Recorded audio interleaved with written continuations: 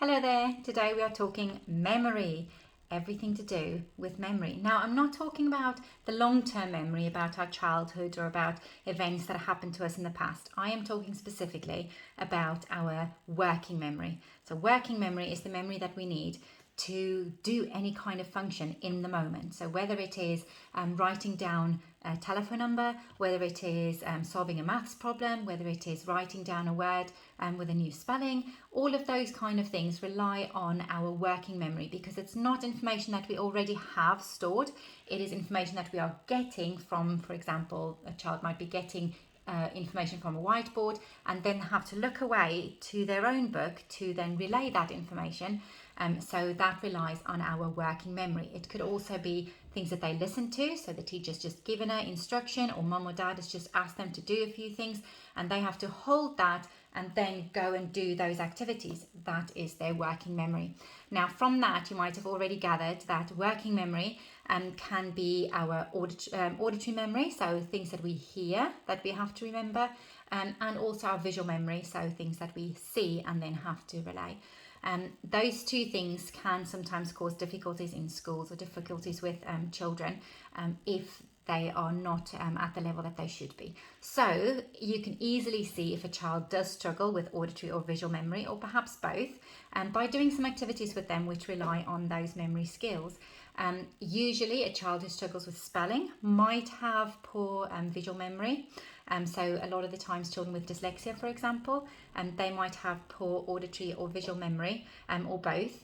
And that's why they're struggling to remember the order of the letters or which letters need to be in the word, even though they've just looked at it and they need to go and write it down. That few seconds that it takes from looking at it to giving it back, that they can't remember as many pieces of information. Typically, a child would remember about 5 to 7 units of information. That is kind of average for a young child to remember. So if you are giving a child some numbers to remember, for example, 5, 3, 9, 7, 4, 5, 7, and they can't, that is too many for them to remember, make it less, and kind of see how many can they relay back to you. If it's only about 3 or 4, then their auditory memory is a little bit lower than we'd like it to be, and then we can do some activities to improve that. Similarly with visual information, if you show them some pictures or show them some letters or some dice with different patterns on, if they can only remember maybe 3 or 4 of those and then give it back to you, that shows you that their visual memory is a little bit lower as well. If it's around 5, 6, 7, that is good. If it's above 7, which we know a lot of children with, for example, autism, have got brilliant visual memories and they can actually relay more than 7. So then it's a really good strength of theirs. And then I would say use that strength. If they do need to remember something, make sure you give it to them visually because they're going to really excel then. Okay, so how do we improve working memory? So if it comes to auditory memory, there's a lot of games that don't rely on any kind of resources. So just, for example, asking a child to remember a list of things. We can do games like I go to the shop and I buy an apple. They add one. I go to the shop and I buy an apple and a pear. I go to the shop and I buy an apple, a pear and a banana, and so on, so that they have to build on how many they can remember until they get stuck and then start a new one. Okay, now I go to the beach and I take a towel. Go to the beach and I take a towel and sunglasses. And it could be that it's things that's within that context to make it a bit easier for them to begin with. So things that you would usually use at the beach so that it helps them. It could be that sometimes you play it in alphabet order. So you might say something that starts with an A and then something that starts with a B and then something that starts with a C. And that again gives them a little bit of a clue. So it makes it a little bit easier for them. But as they get better with it and you want to expand it a little bit more, you might take away those clues. So you might just think of random things that you're taking to the beach, a gorilla and a sock and so on. And so they have to rely more on actually remembering the words and they haven't got so much context to help. Okay, you can also get some resources, for example, these little ones where when you start it, just the light comes up and that's more of a visual one, but it can also, because it's got a specific tone, it might help them if they're not looking. It might be that they have to listen to the tone, and sometimes it might say like the bebop, the ones that you pull and say pull it, twist it. Those kind of ones also rely on their auditory memory because they have to listen to what it's telling them and then they have to execute those functions, and it gets harder and harder. So those kind of things will also be great for auditory memory. Okay, for visual memory, we have got a lot of different resources as well. It could be as simple as looking at a range of pictures. So for example, I love using the double games. I think just playing it in the normal way, as it's set out in the instructions, is a great way for them to begin building memory, because they have to look for something that's similar between cards. So between any two cards, there's one thing that is the same, and you have to look for that one thing. So obviously the child has to now try and memorize what's on their card and memorize what's on the other card and try and find the object that's the same. Have you found it yet? Yeah. Brilliant. Okay, so that's one way to play this game. I'm still looking for it. Oh, it's the anchor. Great, it's the anchor. So that's one way to play it, and that helps with visual memory. But also, I've used this before just with one card, and I would give the child about 10 seconds to look at the card and then cover it up and see how many of those things, there's 8 pictures on there, how many they can remember. Okay, if you want to test yourself today, you can pause the video here, give yourself 10 seconds, and then see how many of those you can remember. There's 8 different ones. Did you get all of them? Okay.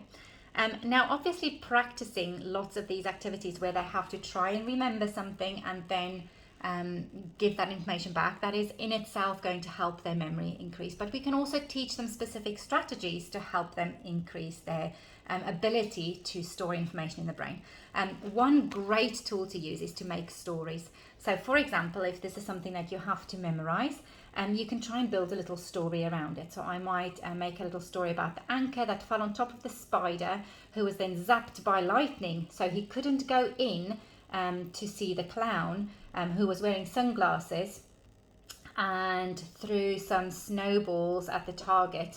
The snowman threw snowballs at the target. Okay, so I'm trying to link these things together to create a story. So if I had to give that back, I would try and remember the anchor that fell on the spider, who was zapped by lightning, who couldn't entry, so there's no entry sign, and the clown who was throwing snowballs at the target, or the snowman. Yeah, so hopefully I've got all of those now, just by linking them together with a story. So we can teach children to do that, and after doing that a few times with them, they get pretty good at doing that themselves as well. Okay, these same cards are also great for using for auditory memory, because I can also just say the pictures to them. So I might just tell them, have a good listen: car, flower, lock, lips, anchor, key, and so forth. Try and maybe repeat it one more time, and then see how many of them they can remember back.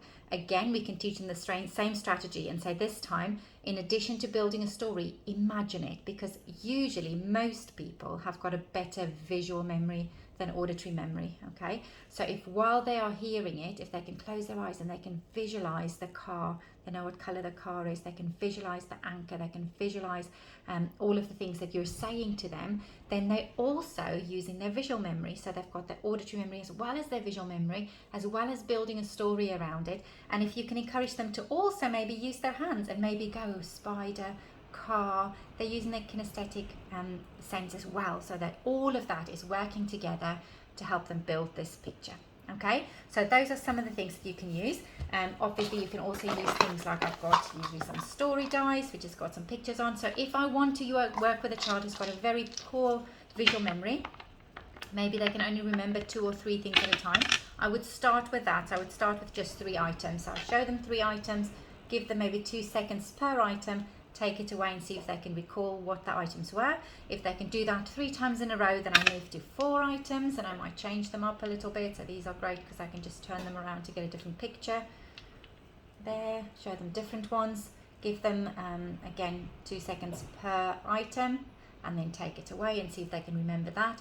3 times in a row, you can move to another one. Now, if they get to this stage, then you've just moved them from being able to recall 3 bits of information to 5 bits of information. So you've already made that really good jump in their memory. And if they do that, if they can do that repetitively a few times, that kind of sticks. So now if they can remember 5 pictures, and retain that information a few times in a row, then they should also be able to remember the spelling of a word with 5 letters in, because it transfers to letters as well, or to numbers as well, unless there is a very specific learning difficulty like dysgraphia, where the letters and the numbers maybe are a bit harder for them to recall and to memorize. But something like that is really good.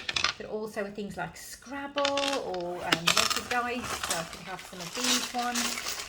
Pack a few of them out and see if they can remember them. Dice, and then obviously things like memory games. So I've got some of these ones where you pack like lotto cards and you have to turn over 2 at a time.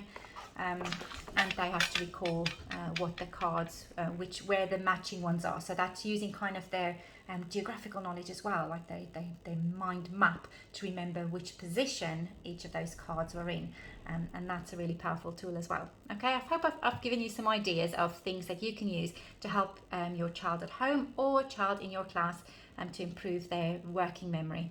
If this video has been helpful, please have a look at some of the other videos on my channel. We're talking about emotional regulation as well as sensory integration and all of those skills that can help a child to perform their very best in your classroom, or if you're a parent, and how you can help them to be their very best selves and be ready for learning. Thank you for watching, and if you would like to get alerts to any of the future content I post, then subscribe. Thank you very much. Bye.